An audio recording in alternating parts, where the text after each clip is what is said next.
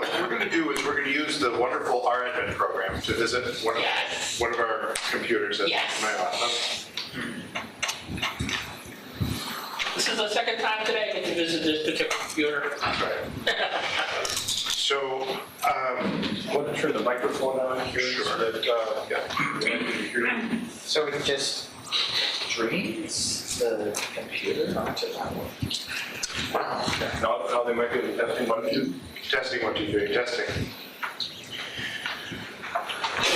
I want to talk with everyone today about the main programs that are being used in offices. Now, for those of us who've been around doing computer stuff for a while, will remember that for a long time, office work was dominated by WordPerfect 5.1, which was a DOS-based program. And I remember running into a fellow whose father ran a law firm in the Midwest. His father bought a bunch of computers, put Windows 5.1 on them, and used it for about 10 or 15 years. And he was saying this is like the greatest return on investment because it was a very long-lasting program. Microsoft stepped in and came out with Word and Excel and PowerPoint and demolished WordPerfect 5.1 with a graphically oriented system, Microsoft Word and Excel. And over time, the programs evolved. There was 2007 and then 2010. And now with 2016, there's been serious competition. The web has gotten fast enough and internet service has gotten fast enough that companies like Google have been able to come out with products that allow you to do this stuff in real time on the web. And so Microsoft has worked hard to compete with that. And the result is a couple of different offerings. And I wanted to start by talking, it's usually good to start where you are. So where a lot of people are is they have a Google account and they're using Gmail. This is very, very popular. And sometimes even Google Docs. So I just want to talk about that for a minute and issue a couple of warnings about using using Google's product. So if you have a free Google account, and something bad happens to your password or the account is hacked, you can be kicked out of the account, and the only way to get back in is with the Google Recovery Program. You can't call Google, you can't talk to someone, no one will help you. You have to go through the Google Recovery Program, which is sort of like a test. It's sort of like a standardized test in high school. You either do well in it or you don't. If you don't know the right answers to the questions, which include, bizarrely, the month and year you opened the Google account, old passwords you might have known, maybe some contacts you sent to, but if you flunk, and I've seen people know a lot of this information and still flunk, there's no recourse, there's no appeal. You can't go to somebody higher at Google and say, hey, I've been using this program for years, it has all my mail and contacts, I want my stuff. And the answer is, it was free. What did you do? Sorry. Yeah.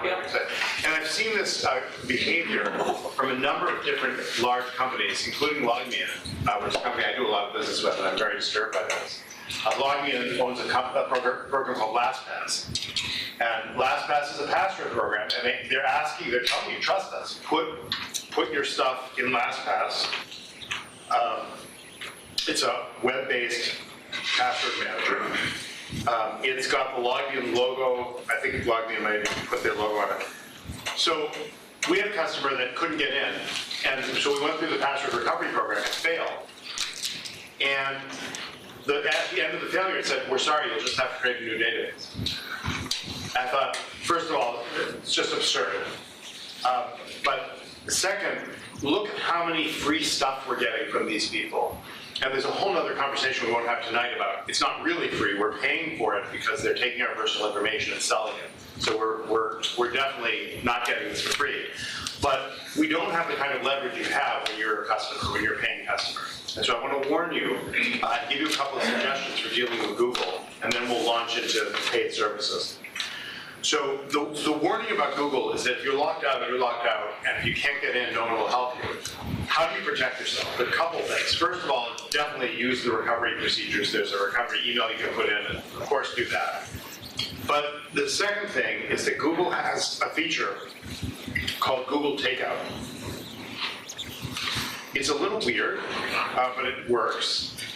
And what Google Takeout does is it lets you download your data onto your own machine and does it in a couple of large zip files. So basically, you run this program, it archives your stuff. I think we might be able to look at the archive here. I think I did it on this guy. I think it's still working. So it makes an archive, it takes a long time, and then it sends you a link, and you click on the link and you download a bunch of large zip files, and you get your stuff back. I want to warn you that the mail, Google Mail, is in a format called Mbox, which is bizarre, but can be read by Thunderbird. But it takes a technician. It's not like, this isn't user-friendly, but it does work, and it brings your stuff down, and I really recommend this. If you've invested in Google and you put a lot of stuff on your Google account, make a copy for yourself. The mantra in the computer business is physical control is real control. Have physical control over your data. But for a lot of people, this is not enough. You want to be able to have support with the program you're using. And so Google and Microsoft have both developed offerings where you can pay them a monthly fee and have a supported office environment. So that's what we're going to launch into. In order to launch into it, we need some passwords. And so for those of you who know me well, you'll know that I immediately go to KeyPass, this wonderful free program you can get from 9-8. I mentioned before we started the meeting, I just want to remind people, 98.com is a well-respected website that has a wide range of free programs, many of which are famous and excellent. And 98 lets you download them easily and cleanly. And I recommend when you're asking customers to get the program that you have them get them through here. Even something as simple as Malwarebytes. If you go to their website, you'll end up on a merry chase trying to figure out which one to download. Is it free? Is it not free? This guarantees all of these are free. There's no crapware. There's no questions. It just installs. And so you'll find KeyPass under Other. KeyPass is a good, solid password utility that lets you store your passwords. So we're going to go in.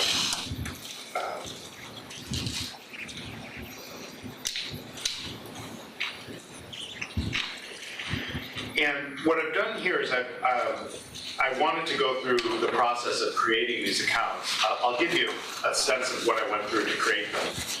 So let's start by talking about G Suite. This is Google's offering, and I think it's pretty good. I think it's got good stuff in it, and it's worth looking at. And what we're going to start out with is when you create an account, in order to have a G Suite account, you have to have a domain. So you need to have a domain name. You can't just have a G Suite account without one. I recommend, if you don't have a domain name yet, I recommend Namecheap.com. It's a very nice registrar, and I find their interface very simple and very helpful.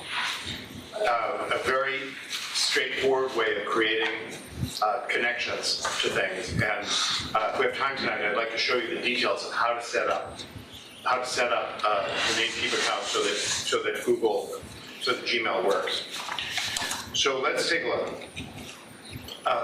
When you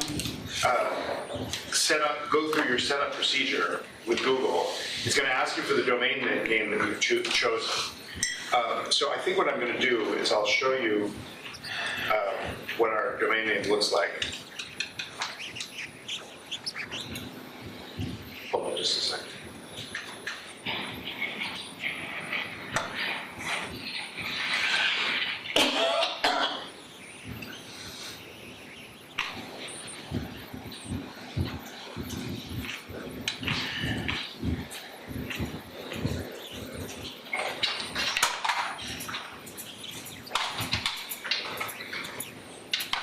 And how much do you have to pay for this service domain? So let me show you the pricing so you have a feel for it. Namecheap is definitely, I'm not sure what. Oh, I know the price. Namecheap, just for people who are learning RAdmin has modes. And one of the modes is view only, which lets you look at the other computer without being able to do stuff. And one of my coworkers was using it. RAdmin, one of its flaws, every program has pluses and minuses. One of RAdmin's flaws, a wonderful program, one of its flaws is that if you have two people looking at the same screen. And one of the strengths is you can have 5 people looking at the same screen, which is wonderful. But if 2 people start messing with the mouse, it just causes chaos. So it can be convenient to set people on view only to start with. We're gonna, I'm gonna switch this back to full control, so I have something. So this is a remote access program. Exactly, yeah. I know another program named Parsec that does the same thing. Messing with 2 people messing with the mouse is also chaos. Yeah, I ran into that with my remote access program in a client. The main one we use, which is login, doesn't even permit you to have 2 people looking at the same thing. So I'm grateful for the ability, we just have to be careful. So what we're gonna do is we're gonna go into Namecheap because I'd like to give you a feel for how that works.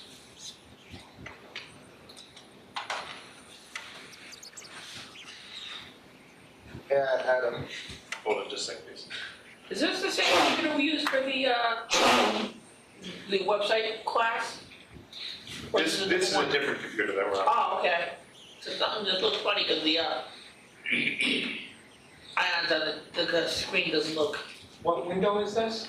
This is 7. I'm sorry? This is 7.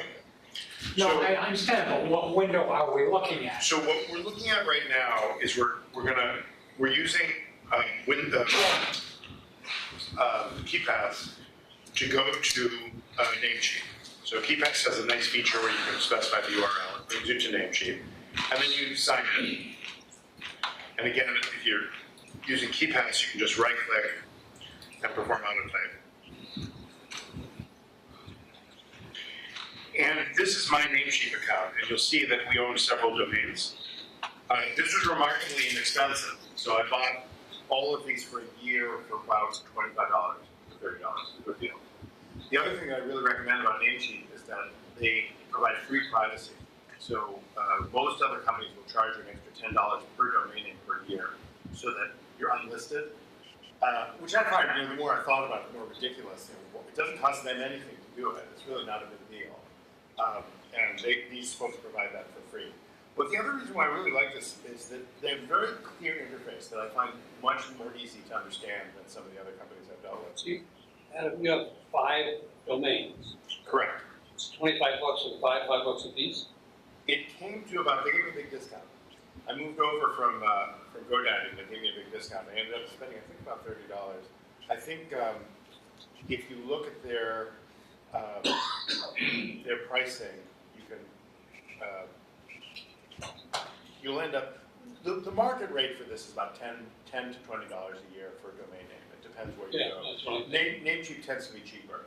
And I really enjoyed working with them. I found the technical support excellent, responsive and excellent. So this one is the main one for our company, computercareandlearning.com. And I've done something a little bit interesting, which is, in order for this demo, we needed a domain name.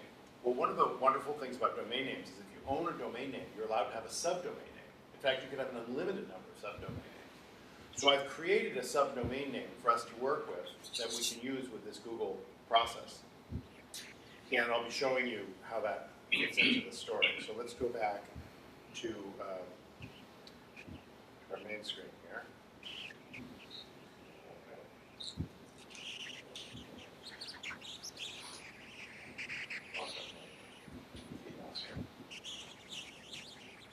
Okay. So I'm not going to go into the details about how the domain name is created or where it's stored right now. But that's very interesting. If we have time, I'd love to. But let's launch right into G Suite.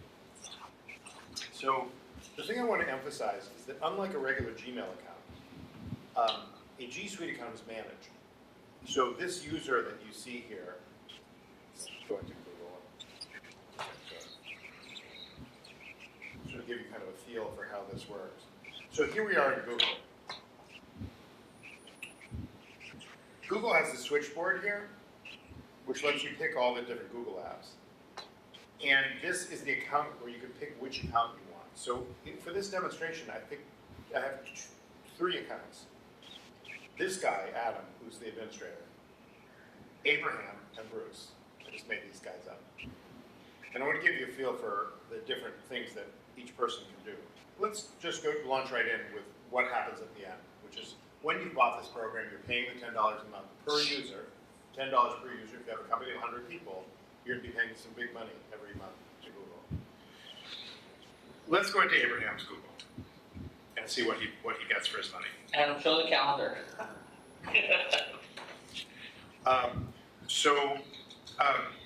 He gets all the Google apps, of which there are many. Google's been very busy creating all these different applications. And we'll start with the most famous one, Gmail. And this fellow Abraham, who's the guy we're logged in as, has been getting mail from Bruce. And this is the mail you're all familiar with. You can send mail back and forth. But it can get more involved than that. There's a lot of different tools you can use. And what the whole point of these Office applications, what makes them really special is the sharing that you can do with them. But before we talk about sharing, let's just talk about practical work. If you are using G Suite, you do your work in Google Docs, which lets you create a document, just like you would in Word. Remember, this is the competition. This is Microsoft Office. This is what Google is trying to unseat. Here we are in a Google document. A lot of stuff is going to look familiar. You have the fonts you can choose from. So I'm a big Times New Roman guy. Let's see if they have that. They do. Don't you mean yellow?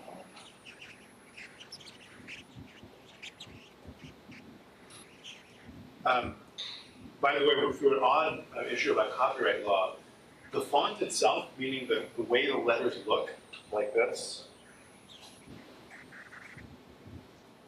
is not copyrightable or patentable or controllable in any way. So if you create a beautiful font, you can't copyright the font. You can copyright the font's name, which I found really interesting. The name of the font is copyrightable, but the font itself isn't. Someone correct me if I'm wrong, but I think that's the story. So you can do the usual things you do with a word processor. It's got all kinds of formatting and columns and paragraphs. You can insert tables and images. It's a full-fledged word processor. When you're done with the document, what do you do with it? It's sitting up there, right? How do you give it to someone else? Well, you have a couple of options.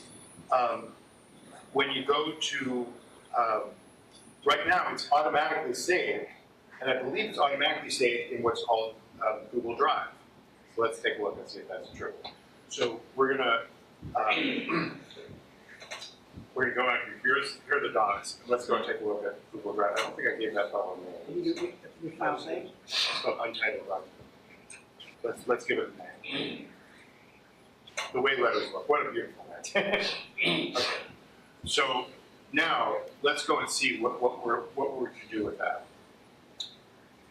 So when in doubt, you go back to the main Google screen and click on your switchboard. And I'm going to go to Google Drive and see if they've got my guy there. Yeah. So Google Drive is all-purpose. That's where stuff gets stored.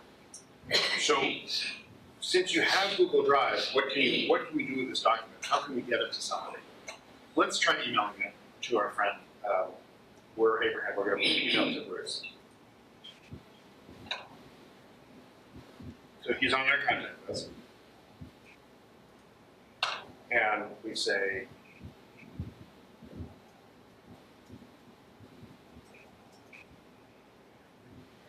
and now let's try doing an attachment, as we would in Word. Now, in this case, it's going to, the attachment button is going to the computer, not to Google Drive.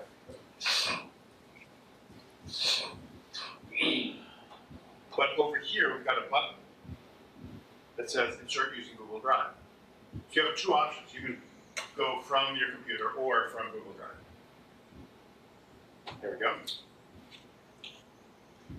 Now, one thing I would be curious about, I'm going to go ahead and send it to our friend. And observe what's happening. They're not sending the file, are they?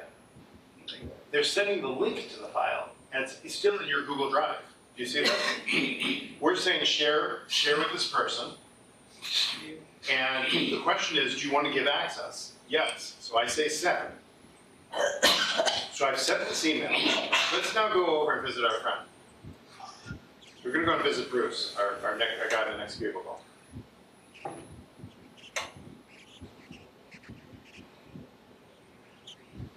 So notice I'm not seeing an email here, which I'm a little bit puzzled by.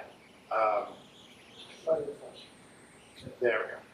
One thing I have noticed in my experiments with this program is that you really often have to refresh when you think you wouldn't really need to, which I find frustrating. There are times when things don't show up, and you have to do something to get them to show up. So here's the email, and here's the attachment. Now, observe that the attachment has only one link on it. For those of you who send stuff by Google, there are often several different link choices. You download the file, you can do other stuff. In this case, the only thing you can do, it looks like, is save to your own drive. Let's try it. So it looks to me like what this did was, if we go out to Bruce's Google Drive,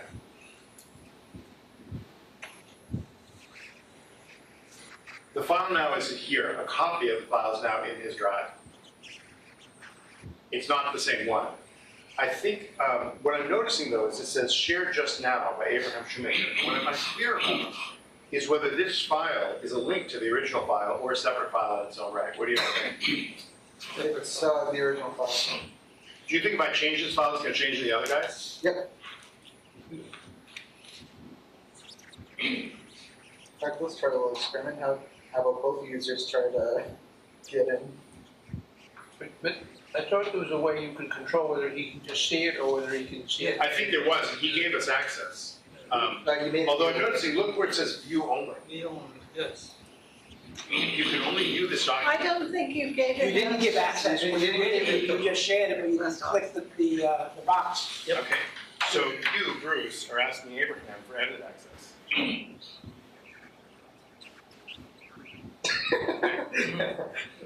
So let's go over and see if we get some edit access there.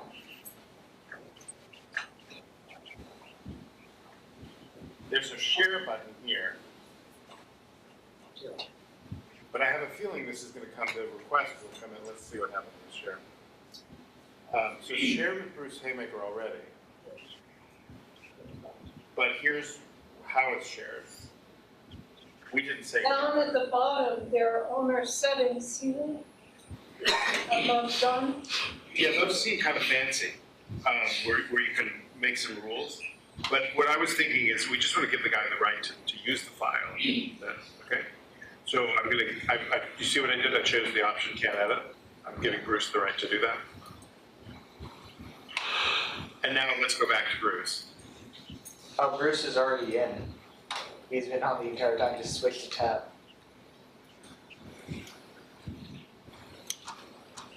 So here I am logged in as Bruce. And it's noting that this is Abraham, that Abraham has his cursor there. But now let's see if I can now do something.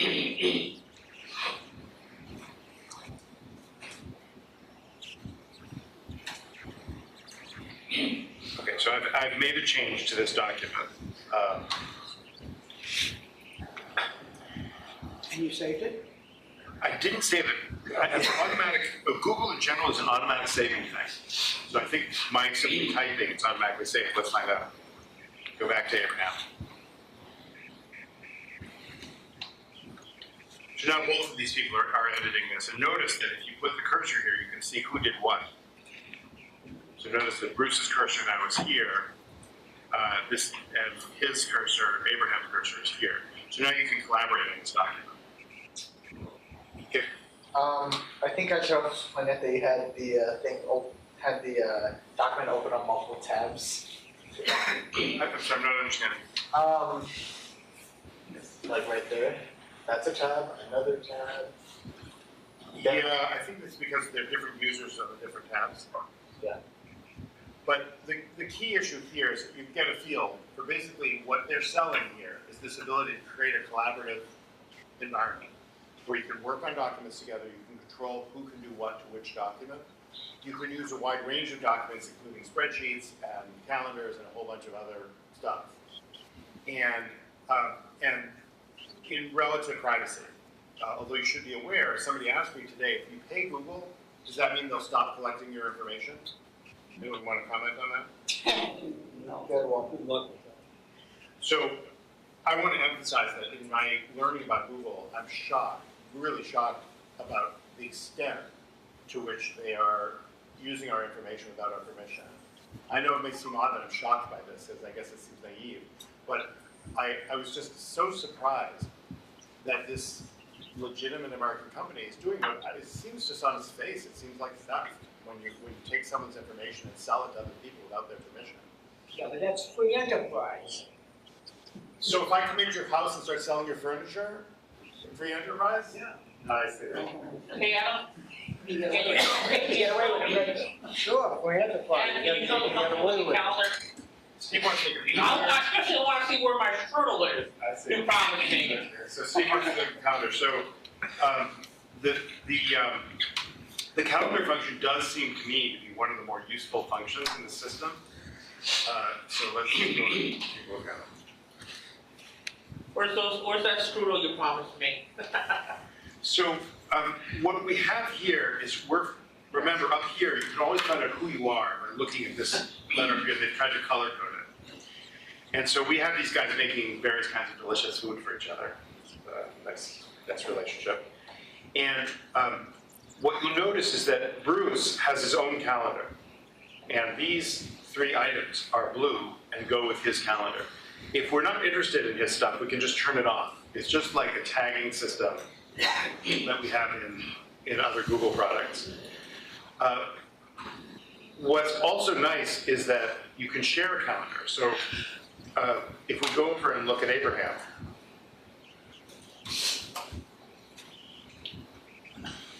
notice that he's sharing Bruce's calendar.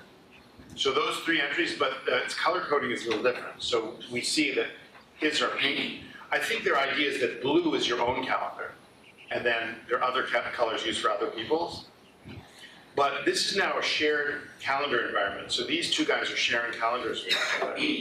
And so if I go in here and instead of reading Bruce's novel and write a better one, these are kind of competitive people.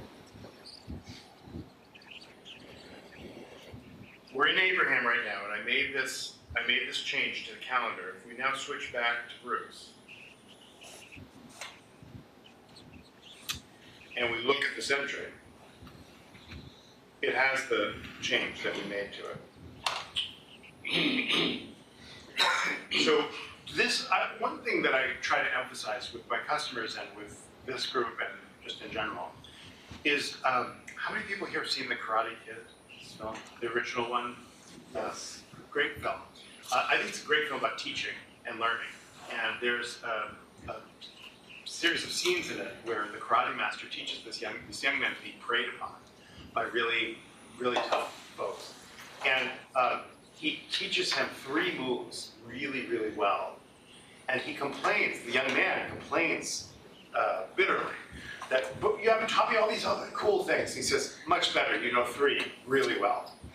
And so one thing I try to emphasize to people about features in computers is that, as you see, these programs have unlimited number of features. And most people don't use most of them. But I do believe very strongly in using some features really well and learning them really well. I think, for example, this calendar sharing feature in an office would be enormously useful to a group that's planning with each other and collaborating with each other, and working with each other. And so I really encourage you as you're working with these programs to pick a few features that really appeal to you, that seem to fit your working needs, and learn them really well. Learn how they work, learn some of the quirks. All of these programs have funny quirks to them. So let's talk about the big picture. We're now logged in as Bruce, but what we're going to do is log in as Adam, who's the system administrator. And one of the nice things about Google is if you type something in the Google search bar, you'll get to it, which I appreciate. So if we say Google Suite, G Suite, That's just a feature of Windows. Say again? That's just a feature of Windows. What do you mean, Therese? That you type ahead and it finds it for you. The difference here is that if you were in Microsoft Office and you typed something and it picked up Google, you wouldn't necessarily go to that page where you actually can do something. You might You can get to that document. you can get to a document, but in this case, it brings you right to where you need to be. And if you're already signed in, it usually will get you in okay. But we're gonna, that actually didn't work in this case, so we're gonna sign in. Actually, I'd like to say that basically just, I think he's talking about the start menu. Well, Shreese is talking about, we're talking about two things that definitely happen. There's definitely all kinds of contexting that happens with computers. I find Google's particularly inventive and useful. I'm stuck here, I'm not sure why. Council level. Click on the, I'm clicking all over, so I'm not paying attention to it. You're frozen. Mouse scroll.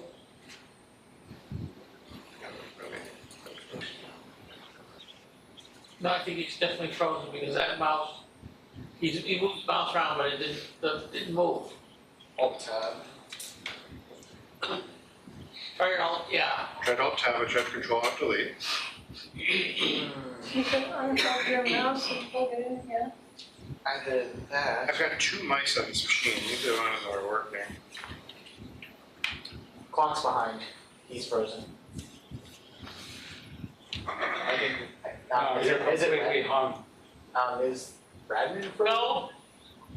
So I have 7:46, that's the 7:45, so clock's right, the date's right. Oh, we're not very far. Well, this gives me a chance to illustrate something important, which is, suppose my internet connection was down. What would I do? What do you mean down? Down. Like, it's not working. Reset the router on the modem. And it doesn't work. Well, just hope that you actually bother to download your files, otherwise, rip your files.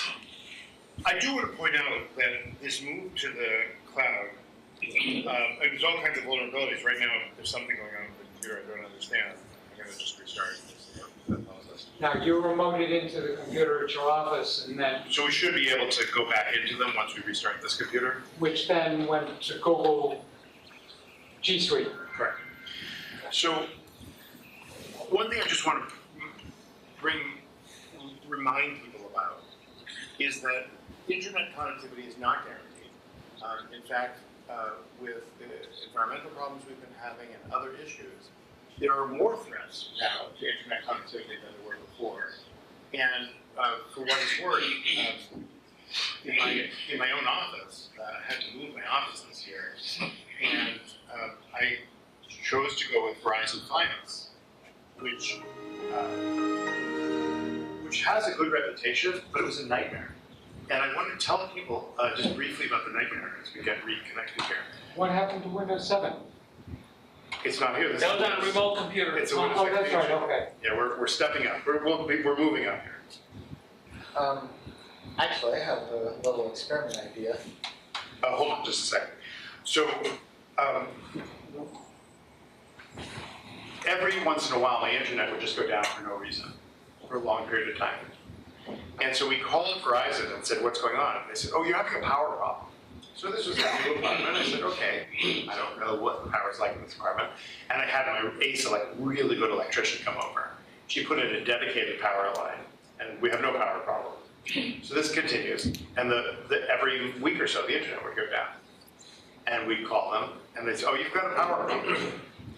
So this went on for some time, and I first of all, I realized I had to have two internet connections. This was unacceptable. I was running a computer business. I can't have the internet go down for 2 hours in the middle of the day. So This was a Fios connection? yes, Was your ONT, the fiber to you box powered separately?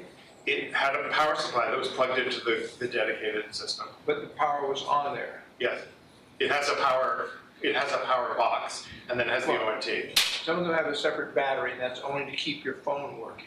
This one was a power supply. For everything? For everything. Okay. So this went on for quite some time, and so a guy came out and looked at it and replaced the ONT, came back. And then finally, it just kept happening, and a new guy came out. And this guy was a character. He apparently worked for Verizon for 40 years. He knew everybody, he knew everything about this, and he looked at it for 5 minutes and he said, "What a bunch of idiots." And he reached over to it and he said, "Look, so the ONT was here, and the power supply was here. It was hanging down. The connection was still being made, but the power connections for an ONT are extremely sensitive. So what was happening was it was intermittently losing power connection. And so he took some tape and he taped the power supply to the ONT. And he said, I've been trying to tell Verizon that I'll go around and train these guys to do this, and you won't have problems like this." Verizon spent probably like $500 to deal with me. When they could have just taped this thing together. After he did this, we had absolutely no problems ever again. And so it was a real illustration about, first of all, making sure that all the technicians in your team know how to do something properly. But the second thing is, when somebody tells you there's a power problem, they might be right, and they weren't. There was a power problem. It was their power problem. And so it's really important. Their computers were registering a power issue. And notice how quickly companies go to, it's your power issue, it's your problem, instead of saying, gee, it might be our power problem. So, good thing to bear in mind. Mind if I share my little experiment idea? Go ahead. How many RadMe connections can you make before things start glitching? I never had a problem, although there's a licensing issue. So our admin permits 5 with the basic license, and then you can buy additional licenses if you wish. So here's the domain that I created. I mean, what I mean is like going to RadMe and then open RadMe on that computer, connect to another computer. Oh, I understand what you're talking. I've never had an issue with that. In fact, our admin, if you want to have fun, you can armament yourself. He does those barbershop mirrors. He goes all the way down. It's really fun to do. Well, I could do that with my remote connection. Okay, Put my computer back again. yes, exactly. So observe here. Notice this domain is a little weird. It starts with Bina G Suite, but then ends in computercareandlearning.com. That's the subdomain. It's using my mother's domain as the main domain. That's why I'm permitted to, without paying for a new domain name, I can do this experimental. Okay, let's see if we get it.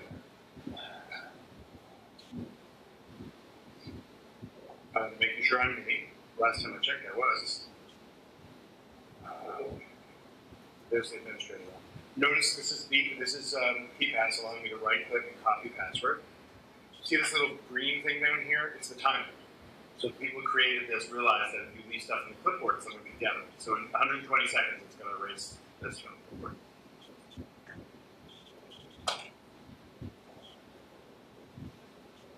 Notice how long the password is? That was created by PPass for me. It's 20 characters, it's completely impregnable, and I don't even know what it is. I never know that word well. I was surprised you got in because I know that you and I and the rest of the Tuesday afternoon web group were messing with the whole thing. And you, some way you messed up and said you couldn't. It wasn't you. And you have to tell these people that. Well. All right. So this is the administrative console. So I want to give you just a feel for why this is appealing to a business.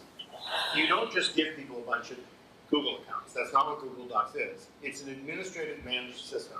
You're in charge. You get to decide who has email access, what kind of access they have, which apps they're permitted to use. So if you don't want people doing YouTube, you can turn stuff off. You can track usage of services, which a lot of businesses like to do, so they know how people are using their computer. You can charge individual departments for stuff, if you wish, to have them share the wealth. You can create groups and mailing lists so that you can organize people in that way. Right. How do you turn something like YouTube off, which is a separate domain? YouTube is it's an app. It's a Google, I think it's Google. Yeah. It's not like Google. Okay. Let me take a look. No, that's a really good question. I think you probably can't turn it off, but let's take a look and see what we can do here. And you're not going through Google Docs to do it, to get to YouTube either. This is absolutely right. On YouTube, you can get to it just by typing the main name, or because I know that in order to get in on your YouTube account, you have to go into like Gmail in that way. Or you could just use a VPN. Yeah, this is absolutely right, but if you look at these guys here, these are things that you might want to have more control over. So there are some things that you might not want to have Google Development Console, for example, or Google Domains, but you might want them to have maps. And you at least can limit what people do within their business Google. Of course, people can go out to their own Google, do whatever they want. But this way, you're saying, our policy is, we don't let people do such and such. I do recommend, if you want even finer control, a really wonderful program is OpenDNS, which allows you, with a complex switchboard, it allows you to say no gambling sites, no social media. It lets you, in a very refined way, determine what people on your network can do. A very good parental control tool. Sometimes it can overdo things. So if you put on the Family Shield, you can't research breast cancer. So you have to find that balance. But strongly recommend OpenDNS, and I recommend that you use their basic shield on all your computers, as it blocks known criminal websites and does it really well. I don't know if this machine has it on it. I'll just test it. You test it by typing internetbadguys.com.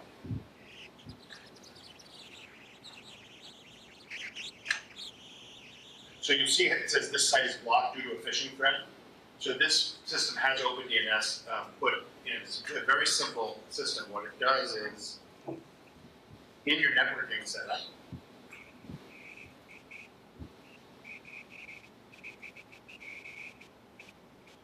you go to the Network and Sharing Center and you go to your adapter. And you can do this at the router level too. You would do it at enterprise.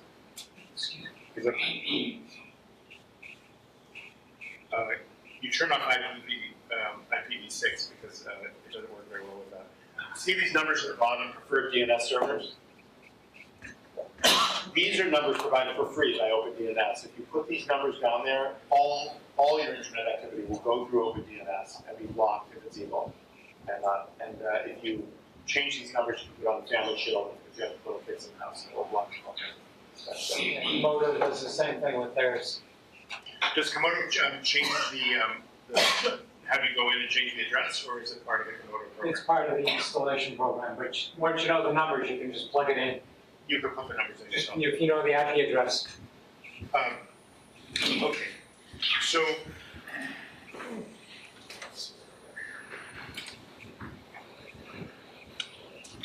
we're looking at the admin console.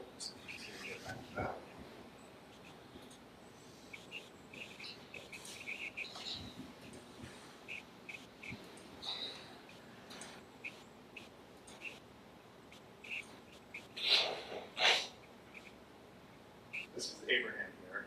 I was looking for where my administration is. Certainly the potential for confusion in Google is considerable. There's so many tabs and so much stuff going on.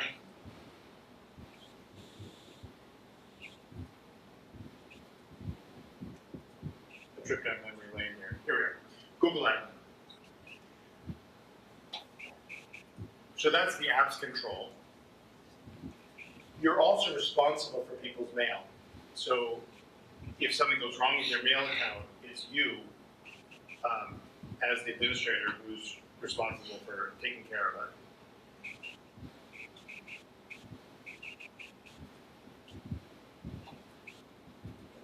That's the dashboard.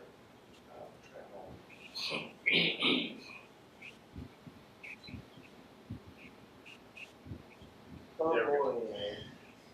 So, I'm curious about what Buildings and Resources does. It looks like what you can do is you can create a room. Let's add a building. So you can upload building data, the number of floors. Let's add a new building. What should we call it? We'll call it Taj Mahal. Where this is upscale.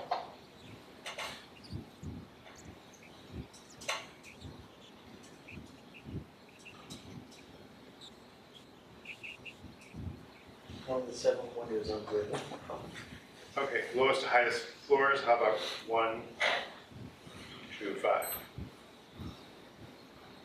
And the latitude and longitude of the actual building have the faintest, but let's go ahead and have it. Okay, now we have a building. Let's see what we can do. We can change that. Okay. Now what do I do with the building?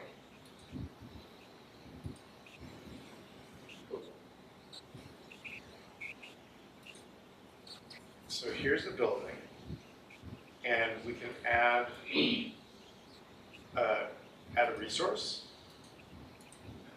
add a new resource. So a meeting space, for example, in the Taj Mahal building.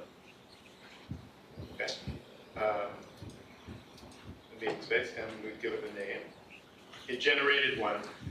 It's Taj Mahal 1 through 5.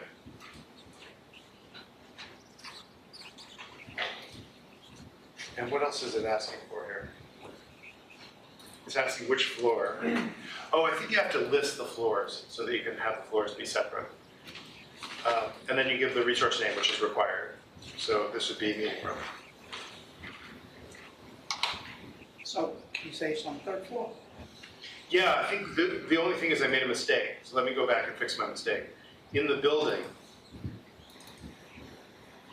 go back to the building.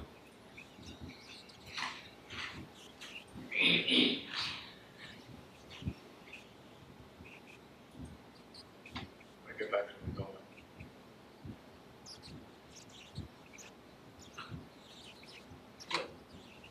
Fire sources, resources. Complicated this is. Limiting it down. The resources, I see the Taj Mahal. Oh, managed buildings. So I think when I did the naming of the floors, I think what I was supposed to do was 1, 2, 3, 4, 5. I'm actually really not sure. Let's try.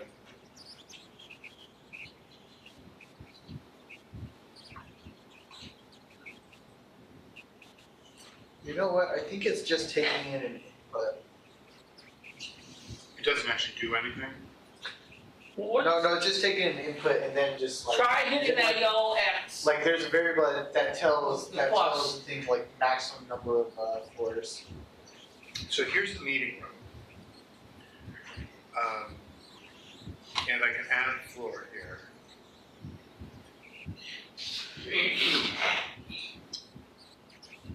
Floor is undefined. Yeah, I don't understand how you're supposed to get the floors to work. Hold on, go back to floors.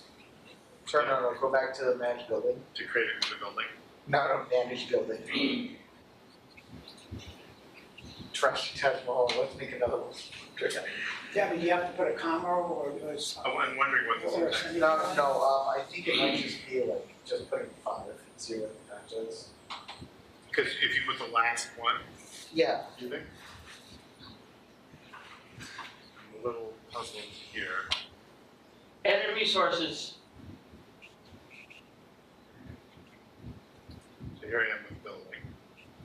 Okay. Manage buildings.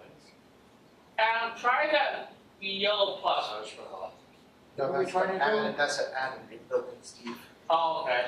So, That was my first thought. so it says floors. I think put in like the maximum. Put lowest Oh, to wait, no. highest floor. You see the other Oh, right, it's one comma. Commas, Yeah. okay. What are we trying to do? One comma, be able to choose which floor the resource is going to be on.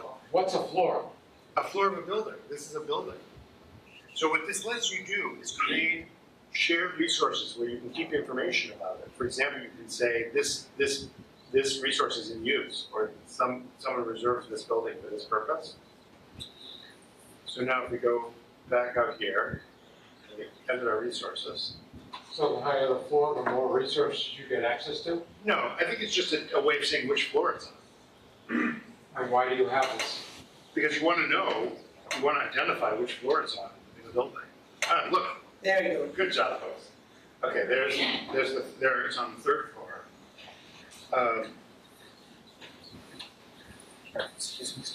So now we've got this resource. It's got its own email name. Wow. It seems, this resource. And so I'm assuming that using this tool, you're able to see who's doing what. You can probably schedule through email.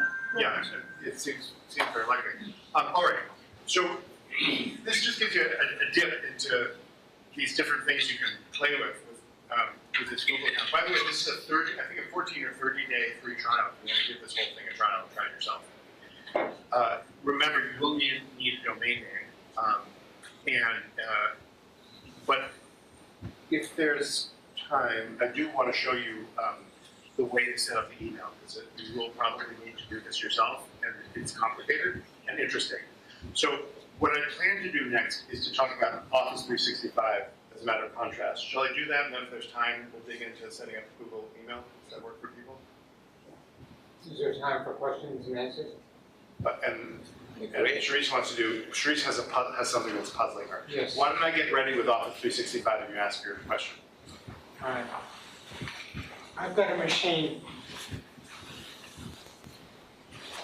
that was acting very wonky. Go into Microsoft Word, and it was trouble loading, couldn't find it, bombed.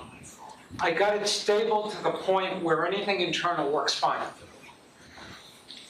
I ran a disk check.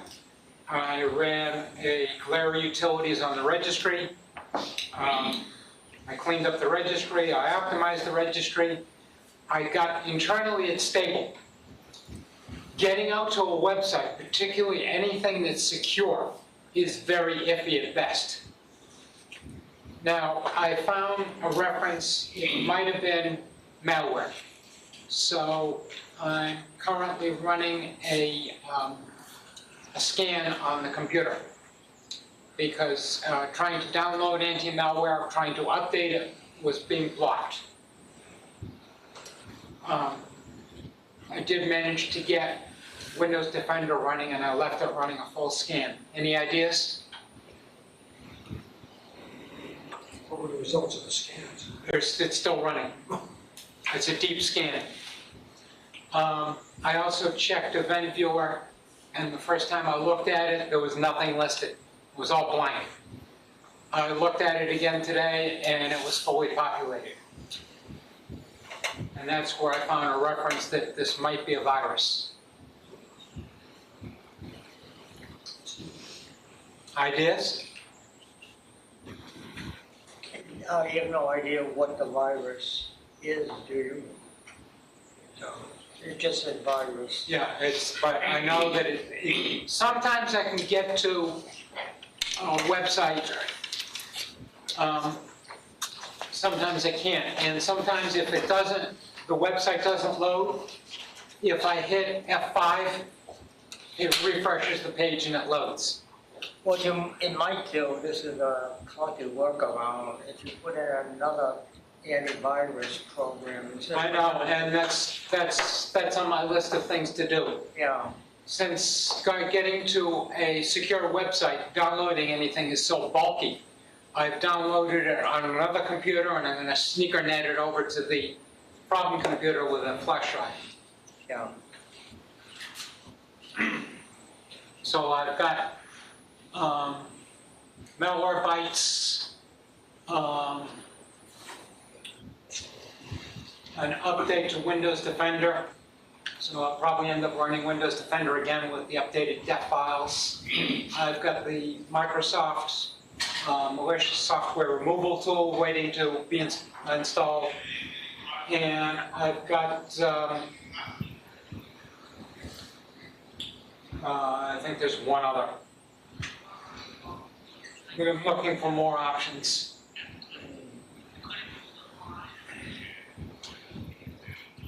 And as usual, reimaging the machine is not really an option.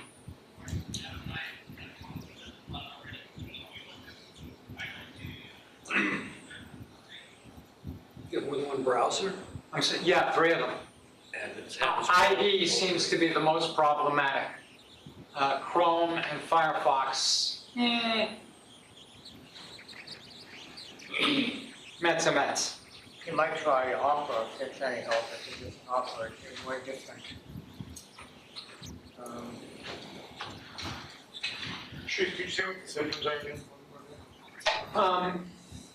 Getting to a website is problematic, especially if it has to flick a page to get to another function within the website. Particularly loading anything that's secure, like a banking site. Can you reset these browsers? What do you define reset? I'll show you. So, let's look at Chrome. So, all browsers now have a feature where you can go into settings someplace. I'm gonna go here. And then at the very bottom in Chrome, you go to Advanced. No. And then at the very bottom, you have the restore settings to the original defaults. Well, Chrome is a brand new installation. But you hadn't installed before? No. It was just put in a couple of days ago, yesterday, I think. Now that you mention it, I've run into some instances where certain programs will turn on the proxy settings, even if you turn it off. Like if you go to search for proxy settings, Yep. can you do that? Is that That's here? another thing, I turn proxy settings off. I'm saying there's a program, you turn it off, in 5 minutes it'll turn it right back on again, or whatever. Where do you see that? If you do a search or whatever, for proxy settings or whatever, I don't know exactly where it is, but if, proxy settings. All right, so check proxy settings. And don't assume that you turn it off, it's off. There's certain programs that will turn it right back on again. That's a good idea. How can you know what program has done that if that's true? Well, again, I've done some searches or whatever, and there's some well-known programs that they say that if you run this program, they have a tendency to do it. Turn proxy on.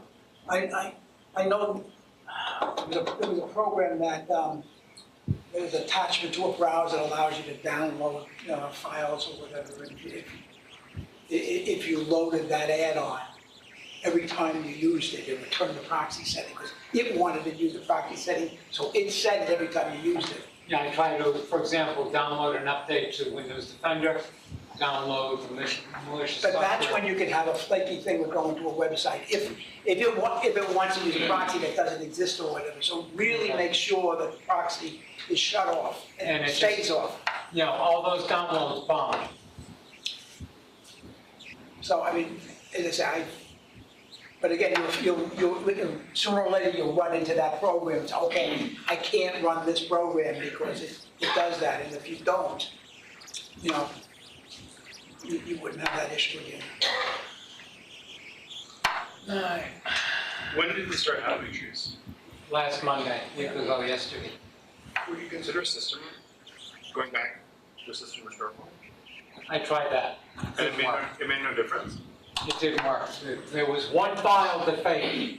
Oh, you mean you weren't able to do a system? I wasn't able to do it. How many restore points do you have? I went back to one last Sunday, and that didn't work, so I went back to one on January 17th, and they both, one file wouldn't load. Is it Windows 10? No, 7. So I guess one question I would have is, what's your backup arrangement? Sorry. I'm sorry? What's your backup arrangement for this computer? You mean in terms of backing up data? No, in terms of backing up a computer. Doing an image of the computer. Yes. Hasn't been done in a long time. So I just want to use this as a public health announcement. I just want to urge everybody that drive imaging is now become cheap, quite reliable, and I really recommend that everyone do it regularly. Well, It's Acronis had been my corporate standard, but Acronis has a Russian connection, and my contact at Acronis was not responsive in telling me what they're doing about it. So I've been looking for a replacement and kind of fell by the wayside. Yeah, but all the Russian software, whether it's Kaspersky or whether it's Canadian. And Parallels and Veeam. Well, hold on just a second. So I'm going to just say my own opinion is that this is not, you're not acting securely. So it's one thing to be legitimately concerned and inquiring about possible espionage, but losing the chances of being hacked in that way compared to the chances of having something stupid happen like is happening, I don't think there's any comparison. And so I think it's really, I think not using, if you don't use Acronis, there's another one called Macrium, which is pretty equivalent. Is what? Macrium, Reflect. I'll put up the website for you. Well, somebody gave me some information on a program to look at. And of course, I get busy with other things. I get busy with job search. This is something that is just, I just want to urge everyone to make this a priority. Make imaging your computer and your customers' computers a priority. Macrium Reflect is a decent program, I've used it. I prefer Acronis for its simplicity. I think customers find it clearer and easier to use. But Macrium, I've used Macrium sometimes when Acronis hasn't worked. They're both decent programs, I recommend them. Acronis is significantly cheaper, especially if you buy several. Backup Assist or Barracuda? It's on screen. So this is just big, so what they just, what is maximum? What It's is the same as Acronis. It's an imaging program. It takes a photograph of your computer and stores it on your external hard drive. Okay. And I just, running the program? while you're running the program, it uses the shadow copy. You can be in the middle of something and it will copy it. It will back up everything. It's a vacuum cleaner. It's all or nothing. You back up everything in your computer. It creates an image and then it allows you to create a boot disk so you can boot off of that to restore the Correct. image. There's an emergency disk it makes, and then you can boot off of And it. also mount one of those virtual container files Yes. as a disk, and Yes. go in and pick things out of it. Even more interesting, you can add things to it. You used to be able to use that with Acronis, and they dropped the feature. Yeah, But Macrium still doesn't. I'm not surprised. Macrium does it, but it's only with Macrium, it's only temporary, unfortunately. So both of these programs, they have their flaws. I can talk your ear off about the problems they have. You should absolutely do it. Everyone should image their machines. Can you also do like a file backup as opposed to an image? You can, but you want to use these for images. That's what they do best. So I urge you to do this. Don't ask any questions, just do it. Like, back up these files, use the encryption feature, pay for Macrium, don't use the free edition, pay for the edition that lets you back. Don't put an image on a machine that doesn't have a password on it. You're basically taking everything you have and putting it on an external hard drive. You don't want to do that. Always encrypt, but do it and do it often, and do it on just 2 drives, at least 2 drives, and keep them in different places. This, for me, is the minimum requirement for a safe computing experience. There's so many things that lead you to have to rely on this. One of the wonderful things, if you're switching from an older computer or a failing computer, you have the whole computer all on the external hard drive. You have to worry about the failing computer when you've got your stuff. So strongly recommend it. End of public service announcement. Okay, so we have time to dig into Office a little bit. So I did a little thinking myself. I logged into the administrative center. This is going to look really familiar. These are competing companies. And a lot of the engineers, I'm sure, go back and forth between the 2 companies to find out where their next $1 million is coming from. So this is Office 365 Business Premium. And it allows you to add users. So the system we have now, I've added Abraham and Bruce. They're both members. For example, go to edit the user. We should have our guys in here. There they are. These are Muffin Factory? Yes. The reason, I'll show you in a moment why the Muffin Factory came into effect here. So we're now going to go, does this look familiar? I'm clicking on a switchboard and I get apps. Yeah, these people are continuing. Well, yeah, they all copy each other. They're very much in the same. You don't have access. Just you're right. Microsoft Access does not appear to be part of Office 365. I haven't seen it. We've got all apps, but maybe they haven't. I haven't noticed it. Well, Access is it's not for the average user. Here. And it's not an application as much as it's. Look down there. So what I will do, though, A business would have a need for it. it depends. I mean, I think you're right. Some businesses use Access. For some strategic reason, Microsoft decided not to include it. You can buy it separately. It's still available. Yeah, because it's not an application, it's a development platform. There are people who would disagree with you on that one. So for some people, using a simple access database is an application, and so I one thing would be nice for them. You would still have to create it, that's what I'm getting at. Yeah, but that's true about a spreadsheet too, right? The spreadsheet's easy, it comes up with a blank document, That access database, you move cell a basic ranges access around. database is easy too. Yeah, it's just a matter of opinion, but I definitely see both sides of that. Yeah. So what I wanted to do is show you bookings. This is an application I just pulled out of the hat. It caught my eye. And the reason why is I actually have a colleague who books appointments.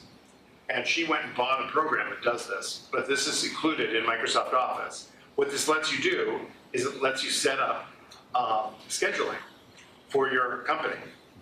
So if you click here, you can add, we already have a booking calendar. I created one for the Muffin Factory.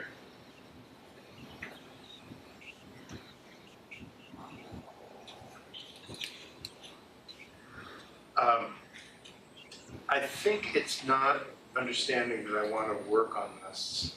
Let me try creating it. Now, is it straight scheduling or can you? Bookings, what it does, which I think is pretty impressive, is it lets you create a scheduler that's available on the web. So basically your customers, once you introduce bookings, let's go ahead and create one.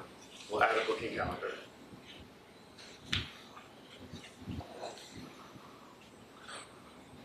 Tell us about your business. Well, what do? We sell strudel.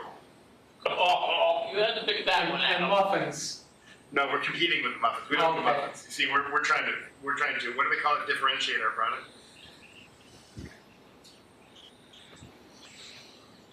It tells you what, this teaches you what I think about, right? It's all about. Is this gonna lead into me getting my, my strudel there, I Adam? hope you'll get strudel. Little joke from our, High calories. our Tuesday web group. So it's creating our booking calendar. One question while we're really. But hold on just a second. What I want to emphasize is that what these guys are trying to do is to take over your business. And I don't mean that to be mean. What I'm saying is they want Microsoft Office or Google Apps to be the core application of your business.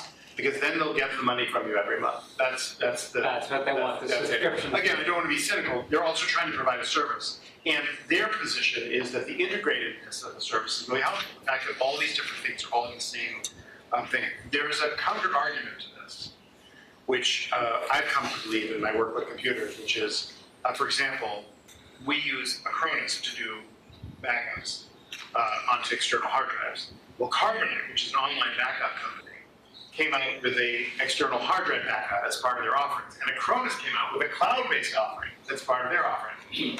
My thinking about it was, Acronis, hard drive. Carbonite, online.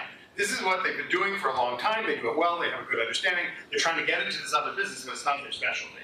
So I'm a big believer when picking software to ask yourself, how long has this company been in this? So this booking software, I don't know what they did. Sometimes they'll buy a company that will do it. But let's get a feel for it. So you can set your business hours. So you can say, this is when we're open for business. You can add some things about the address, and the URL, and some other stuff. Okay. Now, what about, in Google, you said you need a domain in order to use Google Suite. What about this? For Microsoft Office, it let me do the demo without having a domain, but I think you probably want to use the domain because you want your email to have your domain as well. So, we've made our changes. Let's go back to the booking. Can you run any email address through this? Yeah, I'm not sure what you mean. So for example, set up Outlook.com or AT&T. Can you then register that address with this and integrate it? Can someone else explain what Teresa's asking? As opposed to setting up a domain in order to have email. Can you just register? Oh, I see what you're asking. free email I address? don't think anyone in the right mind would do it that way. I think that you would always register a domain. I'll just say my own opinion is from a marketing standpoint. When you send email out to people, you want your business name on that email. It's such a great marketing event. And I recommend this to individuals as well. My general advice to people is don't have an address that ends at gmail.com. Have an address that ends in glennfun.com. Because then, for one thing, every time you get it, you think of Glenn, you think of how nice he is, or whatever. But also, if the company if you do something like strudel.com, it will remind people what you do. And when you're sending personal email, it's a nice advertising. Well, But there's one other major benefit to having a domain name, which is you choose the mail provider. If the mail provider goes under, you don't have to tell all your people you're changing your mail address. You own that domain name for as long as you own it, and that way you don't have to move around. many businesses now look at Google, look down their noses at Google the way they used to look down their noses at Hotmail and AOL. I can definitely see that. Okay, So we're now going to save and publish this. This is the part that I thought was kind of neat. It creates this website. This is a public website. Let's take a look at it.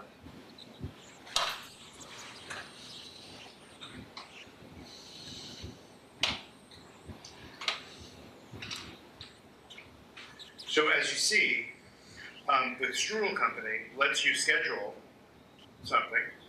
So I'm already in the system, so I would like to schedule an initial consult for an hour. And I'd like to do it on the 14th. So essentially, because there's some people who really like strudel on Valentine's Day. What was that fact? Heart-shaped strudel. Don't you can credit me when you get it for her or him. Okay, so add your details. So Abe and the email. An optional phone number, and then you book. I left out the preferred time. Valentine's at 9 a.m. Wake her up early. Well, this program looks like it's primarily geared towards service providers, massage,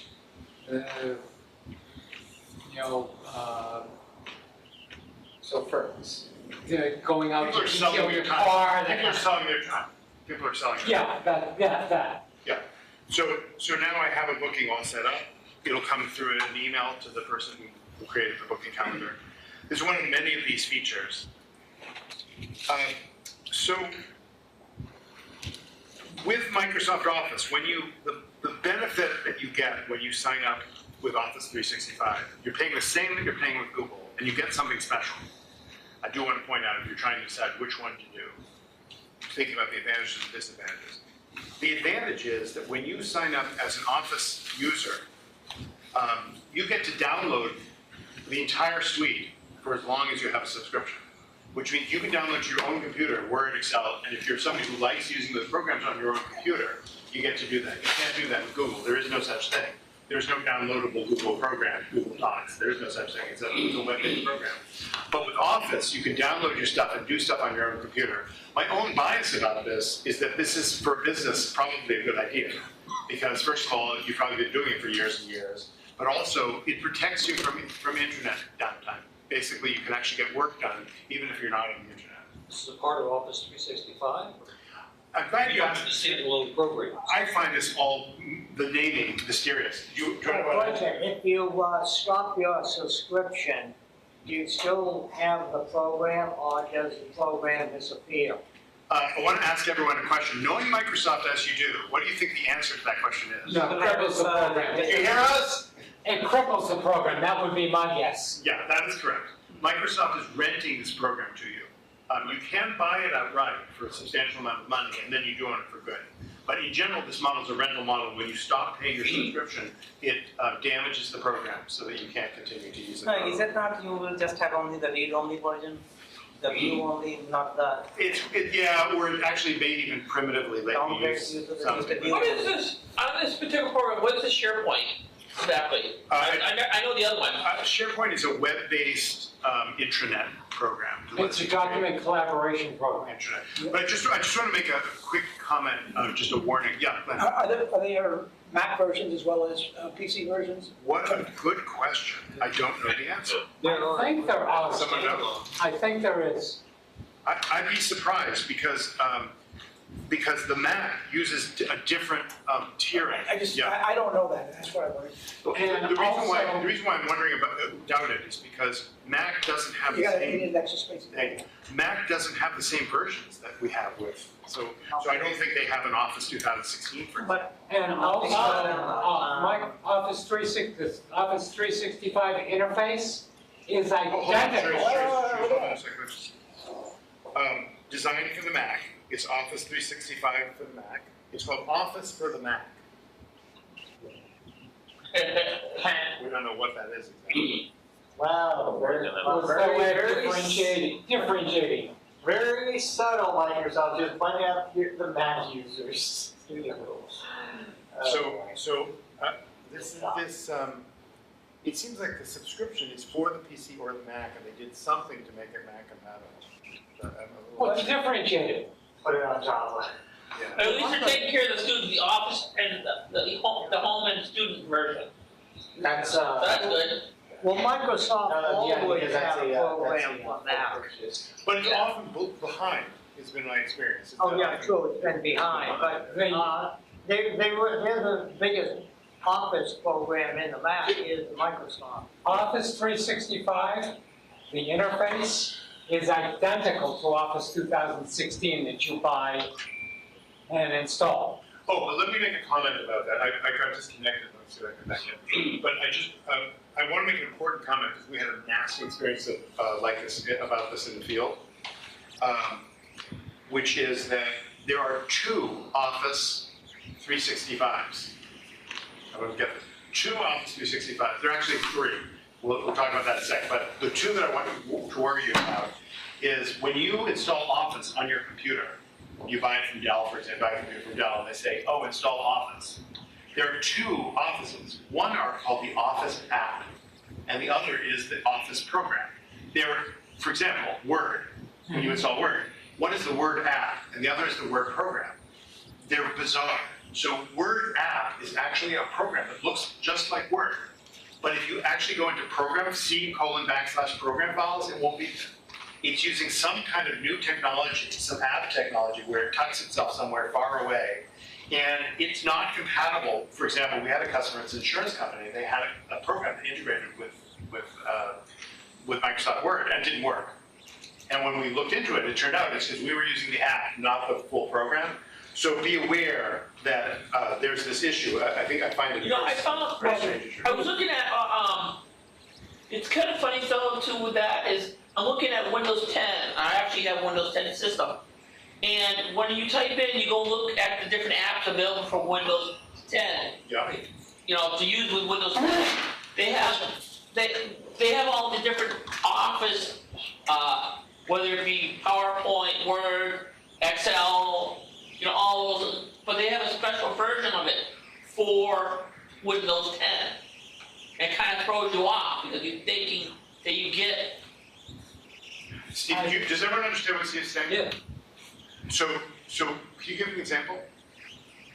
I know that from looking at Windows 10, when you're using Windows 10, you go into their Microsoft apps, and they have different versions of like Office, Word, PowerPoint, Excel in there. You can actually look at it online. You should be able to see it. I'm wondering if you're talking about the similar issue that I'm talking about. Yeah, I have Windows 10 and I have all the Microsoft Office products and it's Word is Word, Excel is Excel, They're PowerPoint, PowerPoint. Yeah, but I go on with that, the app is just an icon But they're that launches an programs, sure. interface, Yeah.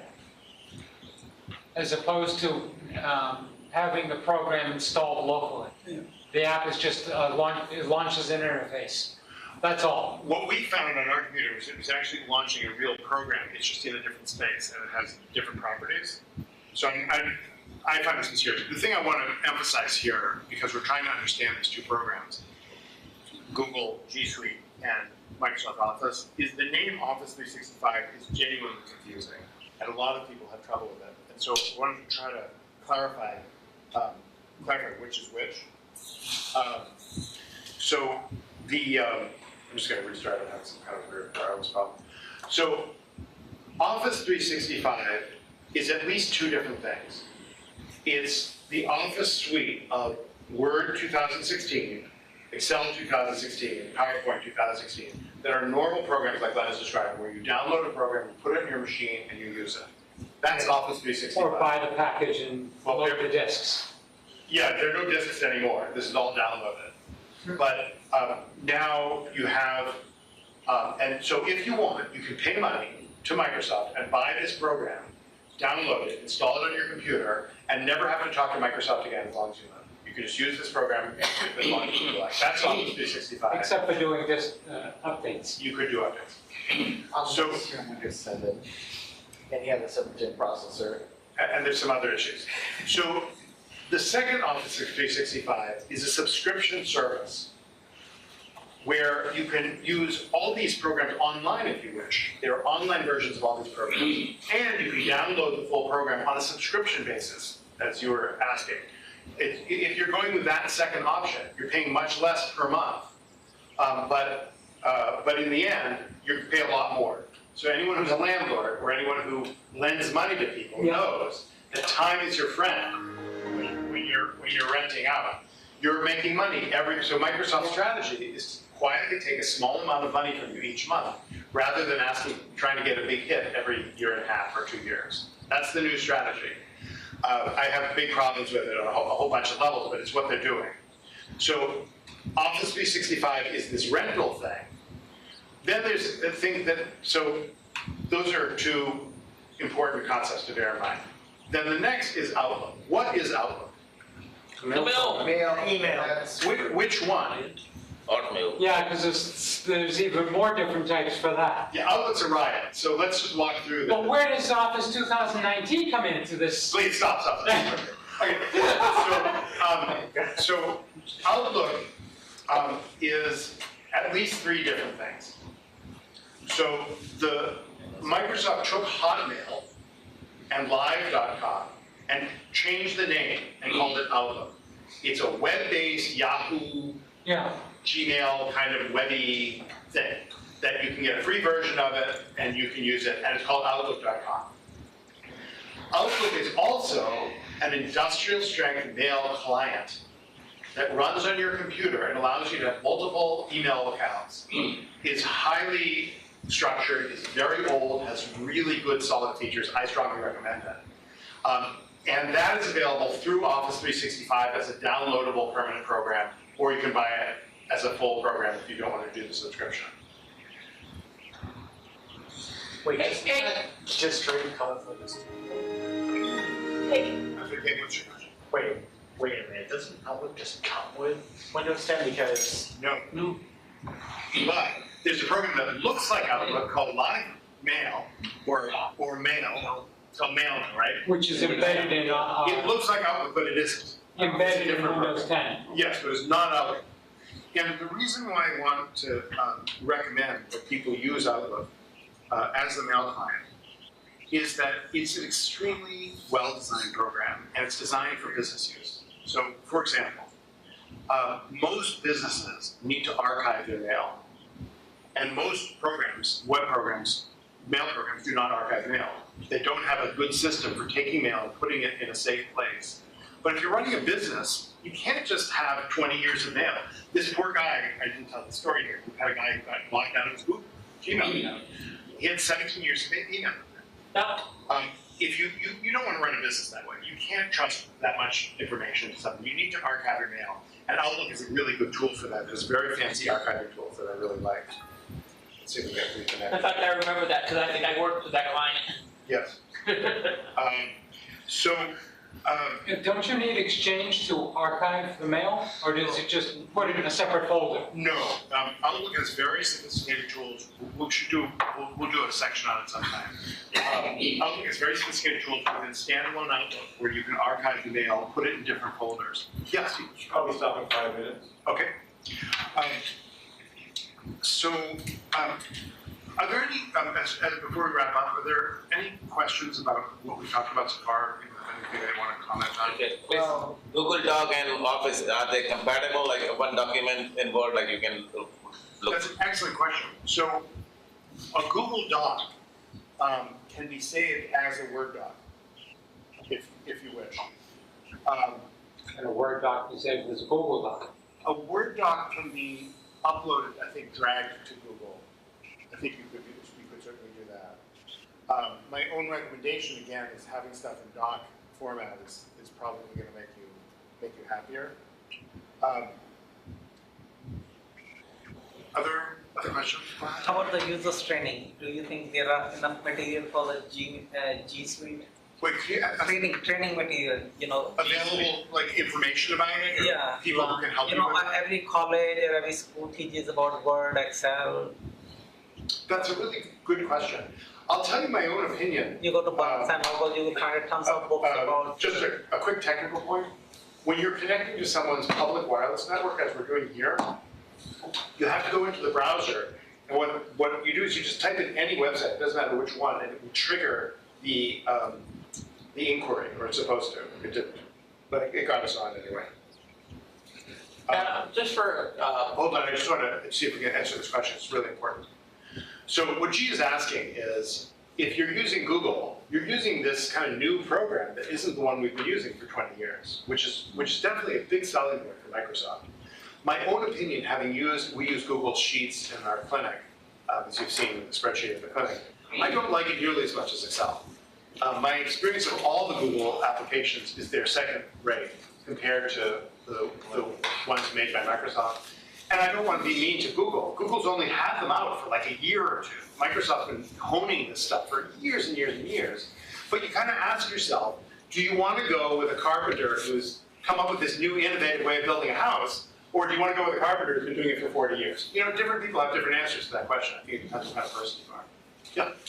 Two other alternatives, you didn't, it's not part of the topic, but WordPerfect Office is inexpensive, but it gives you all the features and it comes on a DVD, and there's LibreOffice, which is downloadable. They ask for a donation, but if you don't donate, you still can download it. And you have your copy on the computer and it will update it periodically. I did promise in the outline for tonight's talk that we would talk about alternatives, and I really appreciate you bringing that up. Hold on a second. I'll get it right. 4 minutes. Thank you. 4 minutes. We need to be out by 9 o'clock. I mean, we got chewed out last time because we were out. We got in trouble? Okay, we don't want to get in trouble.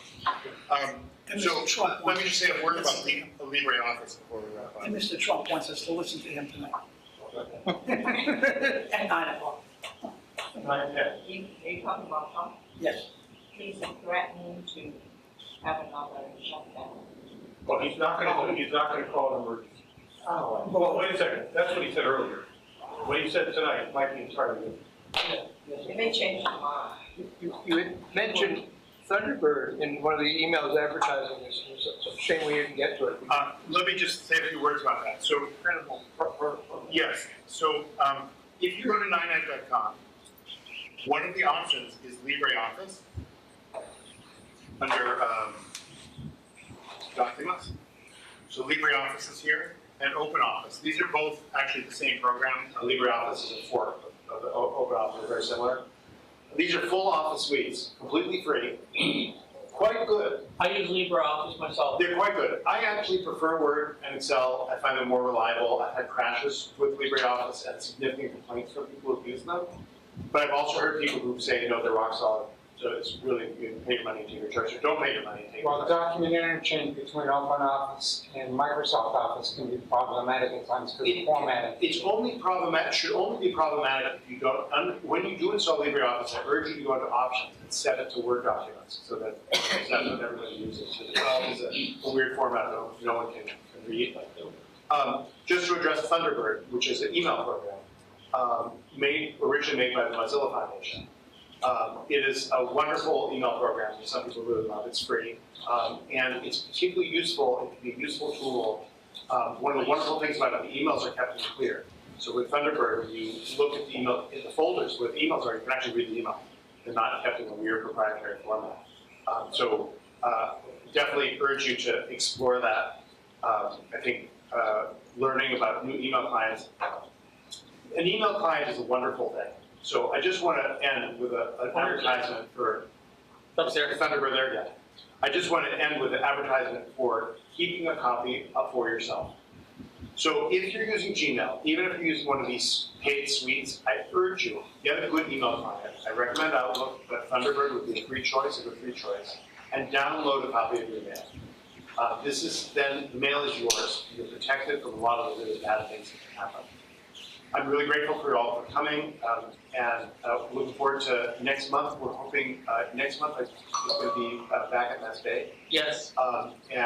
Next in April, Kim Reddington, who is a WordPress expert, is going to come and give a presentation about using WordPress. Looking forward to that. So thanks everyone for coming, and